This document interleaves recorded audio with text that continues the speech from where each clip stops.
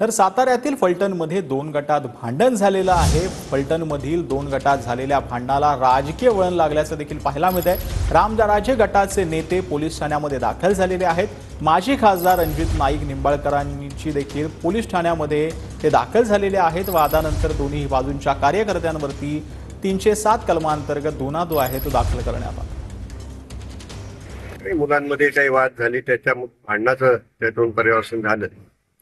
त्यामध्ये एका युवकाला प्राणघातक त्या ठिकाणी घाव झाला, त्याला ऍडमिट करावं लागलं। अगदी तो धोक्यातच आहे, ठीक आहे, परंतु त्याच्यावर सुद्धा 307 एक थोडा आश्चर्य वाटण्याजोगा हा प्रकार घडला आहे।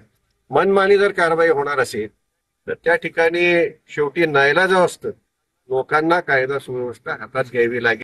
जाकीरबाई घरी झोपलेला असताना पोलिसांकडे व्हिडिओ फुटेज आहे, त्याच्यावर 307चा गुन्हा दाखल केलेला आहे आणि राजकीय ताकदीचा वापर करून लोकांना अडकवणं हा फलटणमध्ये एक फॅशन झालेली आहे। त्याचा निषेध करण्याकरता या ठिकाणी आम्ही आलोय। निश्चितपणे पोलीस अधिकाऱ्यांनी तपासलं पाहिजे की बाबा आज जाकीर कुरेशी त्याच्यामध्ये आहेत का नाही, आणि त्यांचं नाव, घरी झोपलेल्या माणसाचं नाव जर गुन्ह्यामध्ये 307 सारख्या घेतलं आणि आज तो माणूस लॉकअप मध्ये बंद आहे, अशा पद्धतीच्या राजकारणाचा आम्ही या ठिकाणी निषेध करतोय।